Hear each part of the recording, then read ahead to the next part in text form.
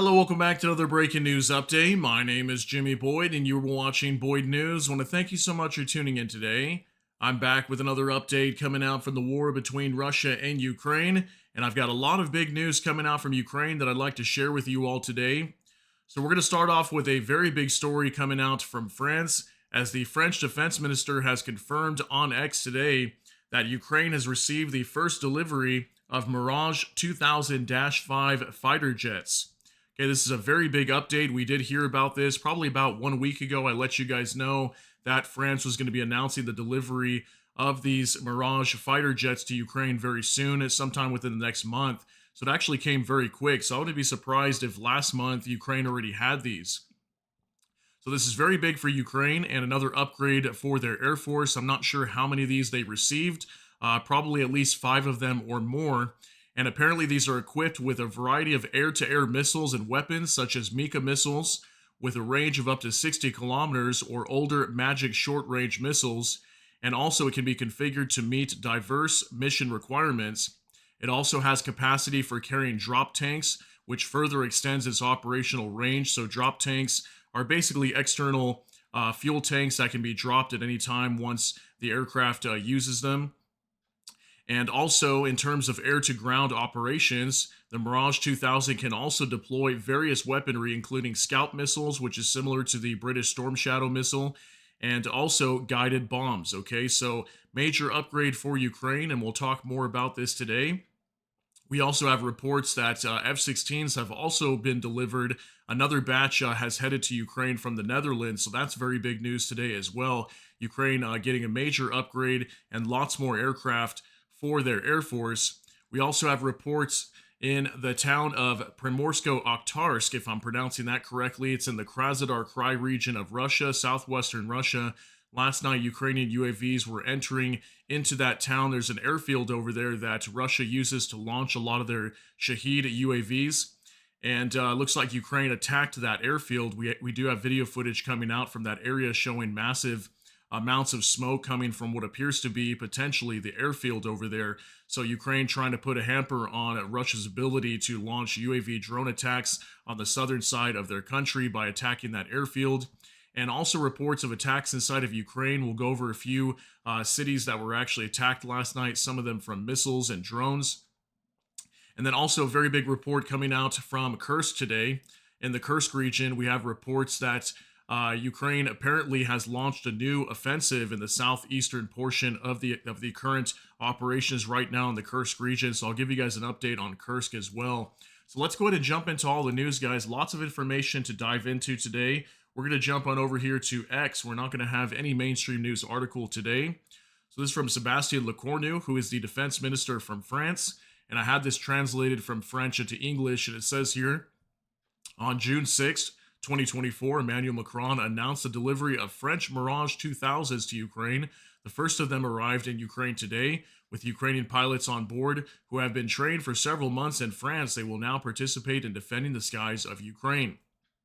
Okay, so we know that Ukrainian pilots have already been training in France for months now, and looks like they're ready to go. And now they've got some of these Mirage 2000-5 fighter jets. Now, I believe at least, again, 5 of them should have been delivered to Ukraine, maybe more. But they've got at least a handful of these to start out for right now. Here's also another update from Max24. Ukraine received F-16 from the Netherlands and Mirage from France, according to Rustem Umerov, who's the defense minister of Ukraine. Okay, so we can see here this is the Mirage fighter jet, and then also we have the F-16s. Okay, so I'm not sure how many F-16s came from the Netherlands. Probably another dozen or so. Usually we see anywhere from like 5 to like 16 of them at a time heading to Ukraine, and we know that the Netherlands was going to be sending over several batches of them. Looks like we have another batch. Okay, so right now, unconfirmed how many exactly of each have been sent to Ukraine, but we do know that Ukraine has received more fighter jets from France and Netherlands today. Okay, so very big update. Now we're going to talk about this attack in the Krasnodar Krai region. From Max 24, AFU hit the Primorsk-Akhtarsk airfield in the Krasnodar Krai, according to Ukraine's general staff.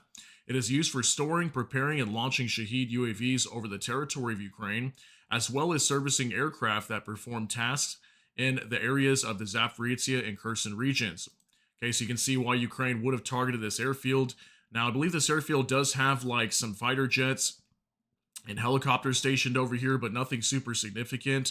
Apparently, they mainly use this to launch Shahed drones from, so that's what Ukraine was primarily going after. Because we see anywhere from like 70 upwards of 120 Shahed drones going into Ukraine every single day.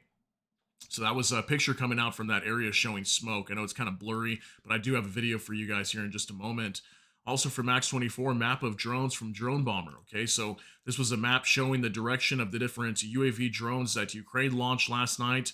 I'm pretty sure they launched dozens of them. You can see many of them heading on the south side of Ukraine towards Crimea and some of the Russian-controlled territories in the Zaporizhia and Kherson regions. And you can see some of them also heading over here to the Krasnodar Krai region, which is where Primorsko-Akhtarsk is located at and where that airfield is. I think it's somewhere in this area right here, right along the coastline, okay? So now jumping on over to Anton Gerashenko. Russian airfield was attacked by drones last night. AFU struck the Primorsko-Akhtarsk airfield in Russia's Krasnodar Krai. This is an operational base for aviation assets used for storing, preparing, and launching Shahed-type UAVs against Ukraine, as well as servicing aircraft carrying out missions in Zaporizhia and Kherson regions. Local residents reported hearing loud explosions on Telegram. So this is just a quick clip, just about 5 seconds long, but you're going to hear like an alarm in the background, probably air defense alarms going off, and then you're going to see a bunch of smoke right here going over the top of this building where this man is standing. Take a look at this. Это возле работы вашей. Да. Это не дым от выхода. Это возле работы вашей. Да.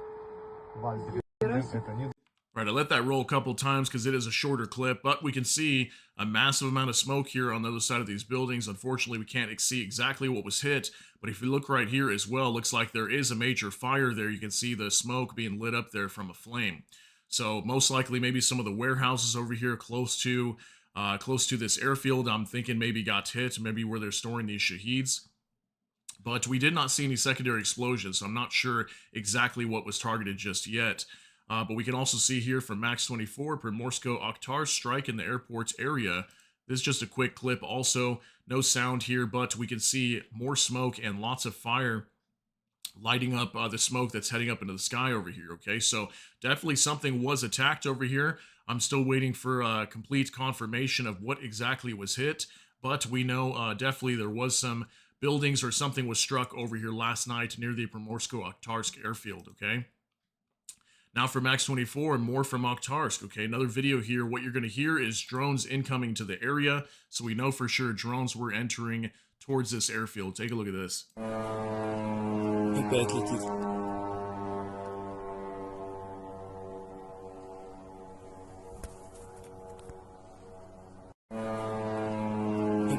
All right, so we can't see a whole lot, but we can hear these drones incoming to this airfield, and most likely was a designated target, considering that UAV drones are launched from this airfield, okay? Also, Volgograd was under attack last night as well, and I will have an update regarding the oil refinery today. It looks like it has been shut down. I'll share a separate video with you guys on that later, as the Volgograd refinery was attacked recently, or I believe that's actually Nizhny Novgorod, excuse me, being shut down today. So I'll talk about that later in another video.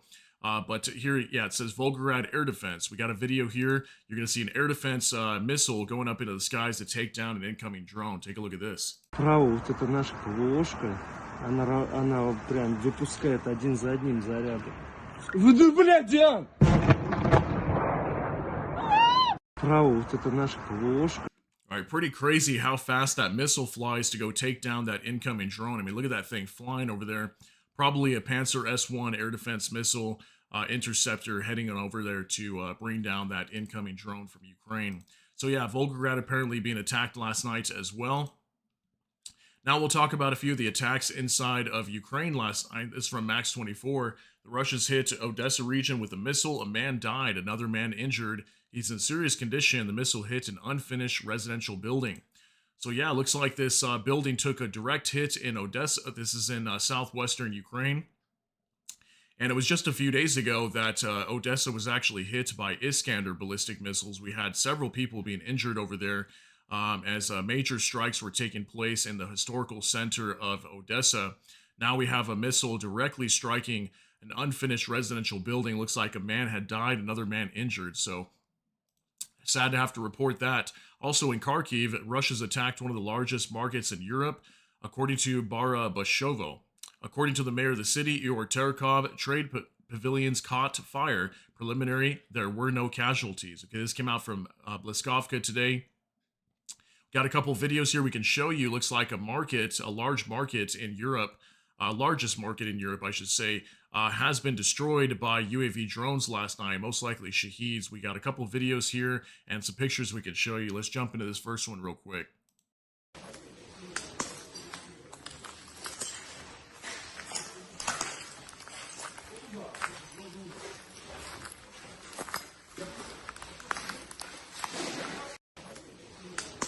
All right, lots of destruction we can see here on this major market inside of Kharkiv.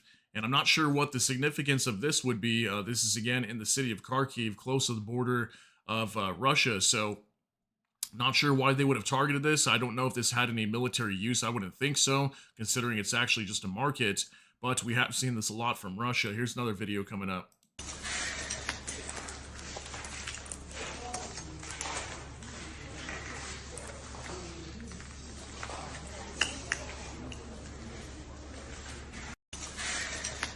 All right, we can see more destruction here from these Shahed drones that were incoming to strike this market. We can see lots of the glass on the ground from the explosion, destroying windows and doors. Here's a couple photos also. Look at the amount of destruction here. Absolutely insane how much damage these Shahed drones did to this building. I mean, it looks like it got hit by a missile, but reportedly it was drones that targeted this building here, okay? All right, so now we'll move on to another update from Jay in Kiev. To the dismay of Russian channels, Ukrainian forces are now advancing in Russia's Kursk region, having entered the town of Fanasivka. All right, so not the best map. I do have some other maps I can show you guys, but just a little bit southeast of Sutsa, we have reports of a new offensive that Ukraine has launched over here, okay? So I have a couple other maps that are a little bit better, but look at this one here from Military News UA. Ukrainian forces have launched an offensive in the Kursk region south of Sutsa, according to Russian sources. So here's a little bit better map now. You can see where Ukraine is currently controlling. Sutsa is like one of the main control hubs for the Ukrainians in the Kursk region right now. Just a little bit southeast of there.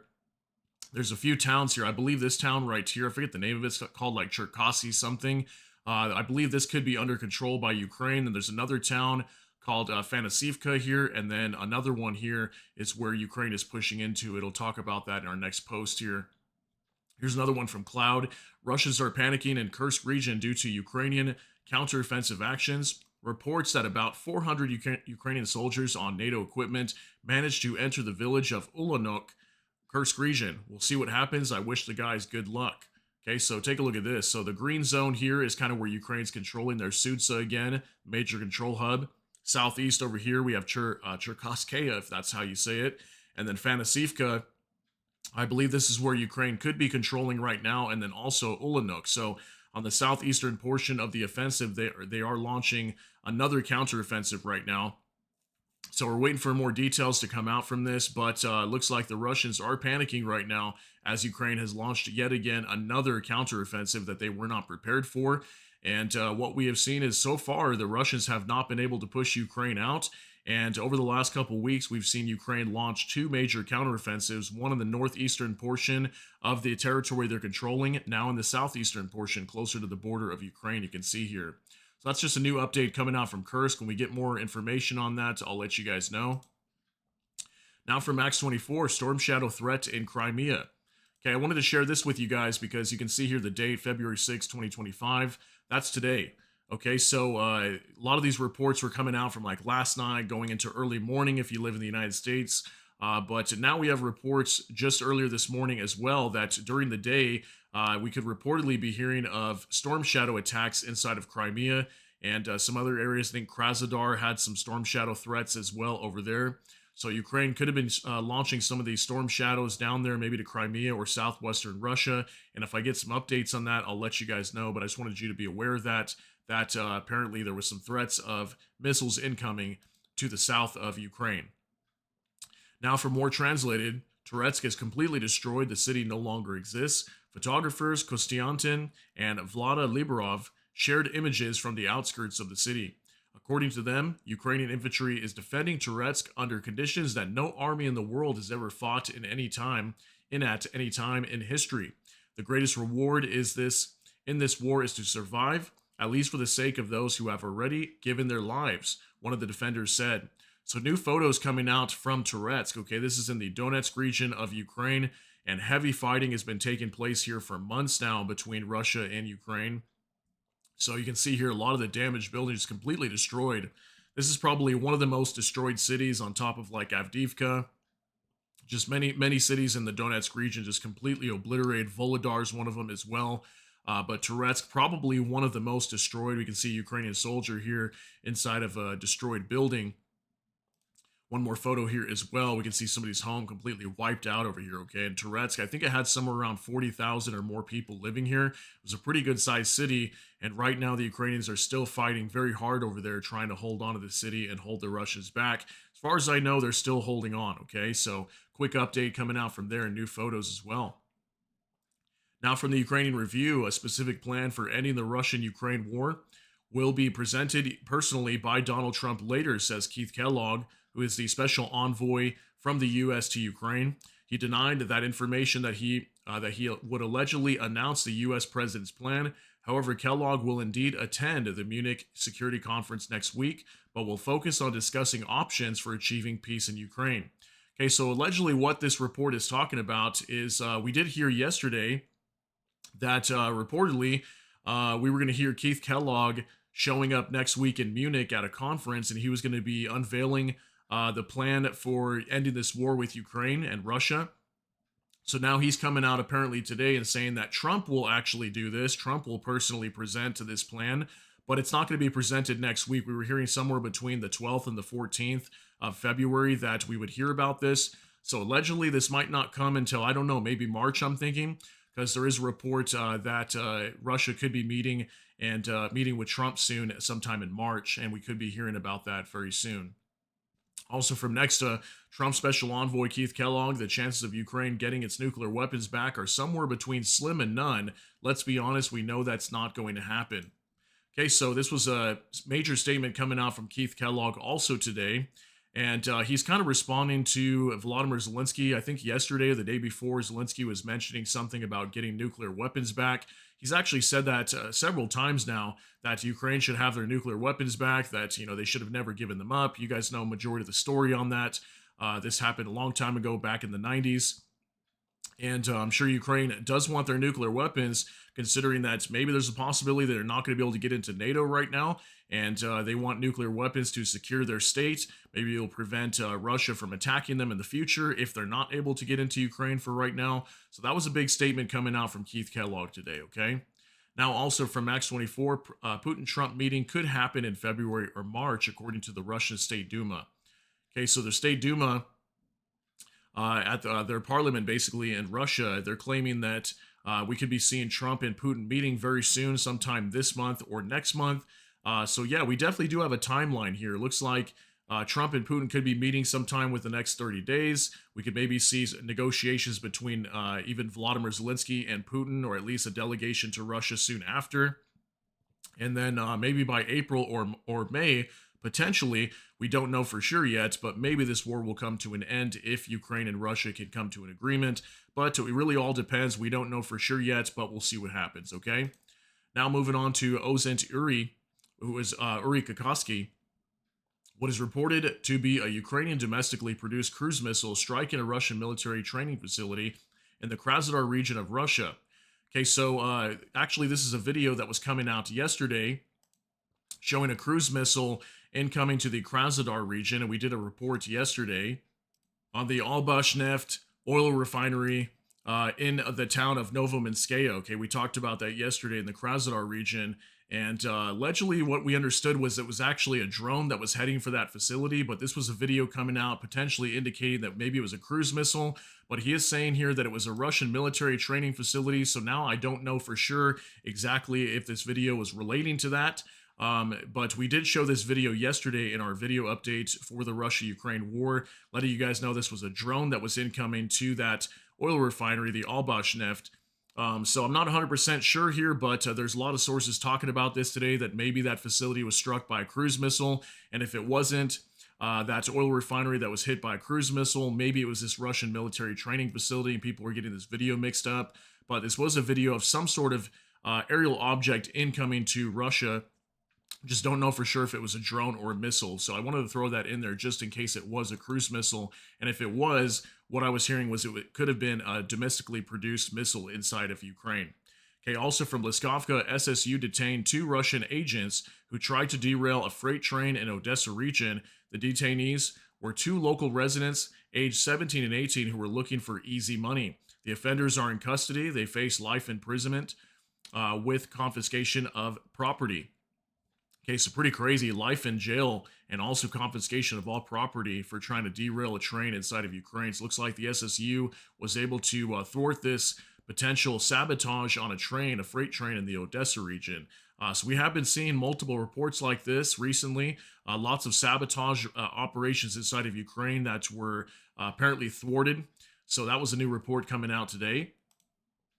Now for more translated. According to All Russian Public Opinion Research Center, 67% of Russians support the war in Ukraine.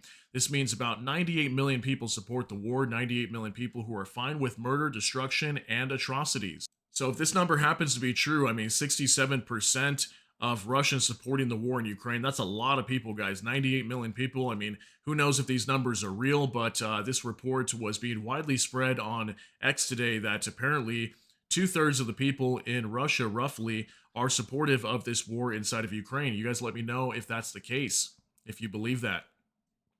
Now from Anton Gerashenko, Kokols, if I'm pronouncing that right, Ukrainians destroyed effing everything. That's all we got left. In the Zaporizhzhia region, the Russian soldier demonstrated a column of destroyed equipment. Another soldier moving with the help of a stick can also be seen. Okay, so we've been seeing lots of videos like this coming out, just showing lots of Russian equipment destroyed. We see columns just completely wiped out. And then we're also hearing reports that the Russians don't even have vehicles sometimes to even get to the front line. And then we're also hearing that that there's been less attacks on the front as well from Russia. We've been seeing a decrease of almost 50% just to this month in February. And I'm going to show you guys another reports here in just a minute at the end of this video showing the Russian troop losses are much lower, okay? We're seeing right around 1,200 per day, and just about a month or so back, we were seeing like 1,500, 2,000 Russian casualties a day. So the numbers are dropping for sure. So take a look at this, guys. Pretty crazy video. Все нахуй. Разъебали хохлы.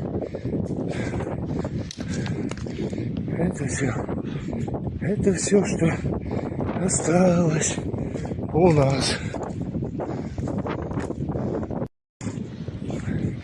All right, so by now I've probably seen hundreds of these types of videos of just Russian columns wiped out. You can see a lot of their military vehicles here just been destroyed, and they're having to walk on foot.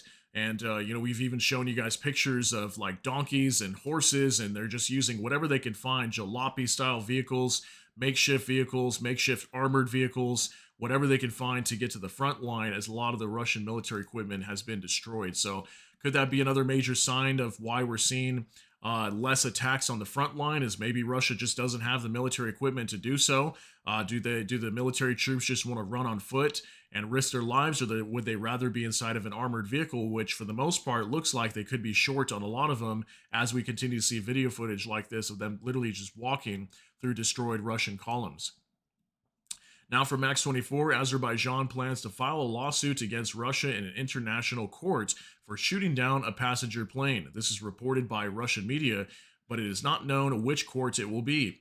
Azerbaijan also informed the Russians of its plans to close the Russian house, the headquarters of, I'm going to probably struggle to pronounce this, but I believe it's Rosso Trudneshtovo in the country.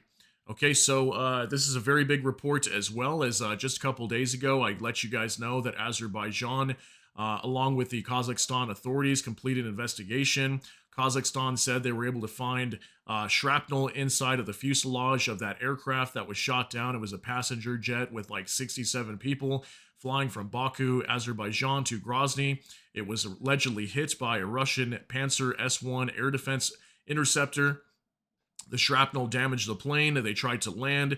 Russia did not let them land, so they had to fly over the Caspian Sea, and then they eventually crashed in Aktau, Kazakhstan. So we've been talking about this report a lot recently, and it looks like Azerbaijan wants to take this to court, as they did find apparently some fragments from a Panzer S air defense interceptor. Okay, so allegedly being able to prove that Russia did shoot this thing down. Okay, so we'll see what happens whenever they head to court. Now, another update from Igor Sushko. Russia directly as a result of January 29th, Ukrainian drone strikes on Sibir Kostovo petrochemical plant. Cost of PVC products will now go up by around 20% across the board. This includes window frames, pipes, upholstery, vinyl flooring, bottles, packaging, and much more. Okay, this was the video footage coming out from Nizhny Novgorod, okay? This is what I was trying to talk to you guys about earlier, but I got it mixed up with the Volgograd refinery. But the Nizhny Novgorod refinery in the town of Kostovo, okay, was attacked just about like a week ago or so, and it got hit so bad, I believe it might have even gotten attacked twice, if I'm not mistaken. This was video footage coming out from there at the time. As you can see, a heavy fire over here, and I do have an update today that looks like this place has been shut down, and at the same time, look at the amount of effects here, okay? 20% increase of PVC products inside of Russia. So that is absolutely huge, guys. 20% increase right off the bat. And on top of that, I do have an update later today. This place will be shut down for several weeks at least, maybe months. So insane update there. Now from Charlie, Ukrainian air defense shot down 56 out of 77 Shahed UAVs, 18 drones suppressed by electronic warfare. Okay, so a couple more updates for you guys before we get you out of here. And this one's showing the amount of drones that headed into Ukraine. So it's 77 Russian Shahed UAVs. Looks like about 2/3 or more was shot down or suppressed by electronic warfare last night. We've been seeing that pretty consistently. Now from the Kyiv Independent, these are the indicative estimates of Russia's combat losses as of February 6, according to the Armed Forces of Ukraine. All right, so our final update of the day. Russia's losses as of February 6, 1,240 troops, 16 AFVs, 133 vehicles and fuel tanks, 18 tanks, 46 artillery systems, 83 UAVs, 2 MLRS, 2 anti-aircraft warfare systems, and 2 special equipment. Okay, so a couple things I want to note here. Again, the troop numbers still much lower than what we have been seeing in the recent past, okay? Right around 1,200 troops consistently each day, and that's a pretty significant decrease. We've been seeing a lot of times 1,500, 1,800, 2,000 sometimes, or even over that. Just over the last couple months, but recently I'd say over the last week for sure, roughly about 1,200 troops or even sometimes less. And if you notice here as well, 18 tanks being destroyed. That's like twice this week that we've seen closer to 20 tanks being destroyed, okay? So even 133 vehicles and fuel tanks. So Russia taking massive losses here, at least according to Ukrainian intelligence. And then when you tie that in with the videos that we're seeing coming out on X, showing all these destroyed Russian columns, you know, Russia's definitely losing lots of military equipment and vehicles as well, and many of them are having to be on foot or use horses or donkeys sometimes just to transport equipment. So pretty insane update coming out today, and very big for Ukraine today. They were able to receive these Mirage 2000-5 fighter jets and also more F-16s from the Netherlands. So I want to thank you so much for tuning in today. If you got something out of this update, please smash that like button. Also, if you enjoy my content, please consider subscribing down below. Hit the notification bell. That way YouTube can notify you. And with that, hope you all have a great day. Everybody take care and God bless, and we'll see you in the next one.